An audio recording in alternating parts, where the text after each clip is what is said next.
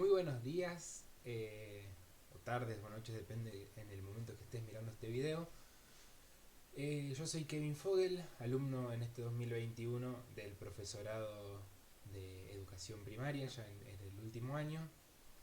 Y vamos a ver en este pequeño video cómo se construye la infancia. Y yo lo pongo en pregunta para que podamos justamente responderla con tres ejes principales que nos van a ayudar a ver cómo hoy en día se construye y cómo a través del tiempo se fue construyendo la infancia de cada uno de nosotros y de los que vivieron antes. Por eso nos vamos a basar en tres ejes. Primero vamos a ver el contexto histórico de cómo era la educación desde el principio hasta desde el principio de nuestro mundo hasta el día de hoy. También vamos a ver la parte médica y la patología de los niños, cómo fue afectando y cómo se desarrolló a través del tiempo. Y también vamos a hablar un poquito acerca del maltrato y la violencia y qué tenemos que hacer nosotros como docentes. Muy bien, en el contexto histórico, yo agregué a la línea del tiempo que nosotros nos basamos la parte del Edén, porque realmente creo que en el Edén habrán tenido el mejor docente, y sin duda fue el mejor docente, que fue Dios. En ese entonces, Él mismo les enseñó todas las cosas que Adán y Eva pudieron aprender, pero el pecado hizo que esto se rompa y que Dios no pueda seguir enseñándoles de una forma directa. En la Edad Antigua y en la Edad Media, por ahí luego del Edén, toda la educación era pasada de generación en generación. Es decir, las familias eh, iban depositando los conocimientos en sus sucesores. Los abuelos con los padres con los hijos, y así se iban contando las diferentes historias y se iban aprendiendo los diferentes oficios. Ya más cerca de la Edad Media, en Roma surge un tipo de escuela en la que ya se ve a un maestro. El maestro siempre estaba en un lugar más alto y donde les explicaba y les enseñaba acerca de la naturaleza, sobre la lengua y sobre la escritura. También le enseñaban a leer y a poder interpretar.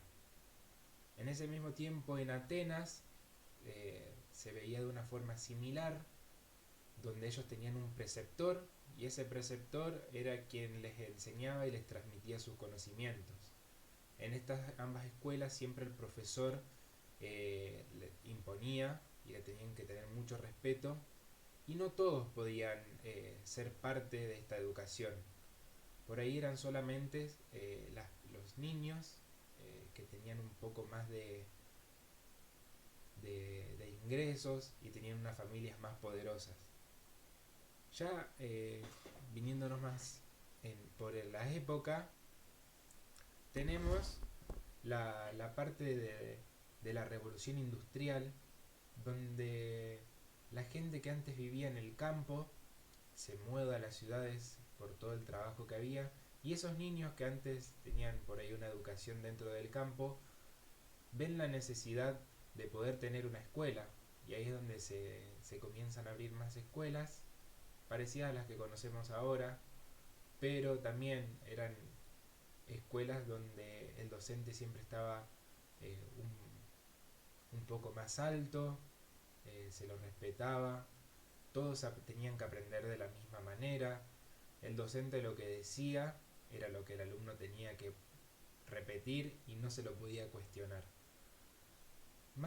Avanzando más en la historia, cerca de nuestra época, ya vemos que el alumno y el docente cambian la forma de enseñar y se hace una enseñanza más cooperativa, donde el alumno también tiene parte de la misma y no todos van a tener los mismos pensamientos, y hay que respetar eh, los pensamientos de los alumnos y los maestros, y hay una conexión entre el docente y alumno y se generan preguntas y demás. Hoy en día también tenemos la escuela como la conocemos, pero hay otros métodos, como por ejemplo el método de la escuela en casa, donde la familia le enseña lo que está en la currícula de educación y se la transmite a los hijos, y así después tienen que ir a rendir, y también forma parte de la educación, como una educación en la escuela. Pasando a la parte de lo que es la parte médica y de patología de los niños, en la antigüedad era algo muy triste este tema, porque los niños que por ahí no nacían con las capacidades, se podría decir, normales, o las capacidades que tienen todos, la mayoría, eran descartados, porque la educación era solamente para los aptos, se decía. Pero hoy en día podemos observar la inclusión, y también podemos observar que cada vez hay más chicos que tienen diferentes por ahí trastornos o diferentes patologías, como podemos observar lo que es el TDAH, el autismo, eh, la dislexia, disminución visual, disminución auditiva.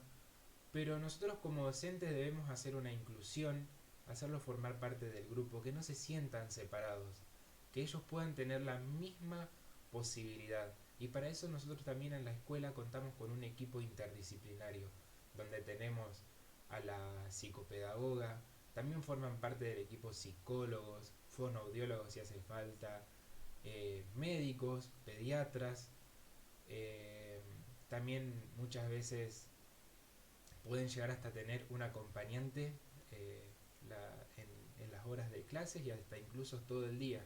Pero nosotros como docentes eso se lo tenemos que justamente derivar, si observamos algo, derivar al equipo interdisciplinario de la gente que sabe, porque nosotros no estamos preparados para diagnosticar ese tipo de enfermedades o ese tipo de trastornos.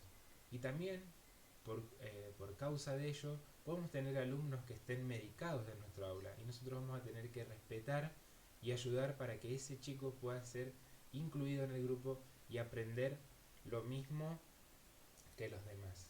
Otro tema en el que por ahí nosotros somos mediadores es el tema de la violencia o el maltrato.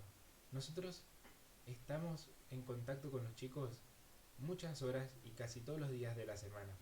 Por ahí si vemos que los alumnos o algunos de nuestros alumnos no tiene actitudes que son normales, se podría decir, para su edad, y vemos que no está bien, que se le ven por ahí marcas o tiene actitudes de rechazo frente a algunas personas, nosotros no tenemos que ir a indagar, pero nosotros le tenemos que demostrar nuestro cariño y afecto, intentar ayudarlo, porque de esa manera él va a sentir confianza en nosotros, o por ahí viene directamente el chico y lo confiesa que por ahí está vivenciando a violencia, maltrato o capaz alguna violación, y nosotros tenemos como obligación, no es un deber, es una obligación, denunciar.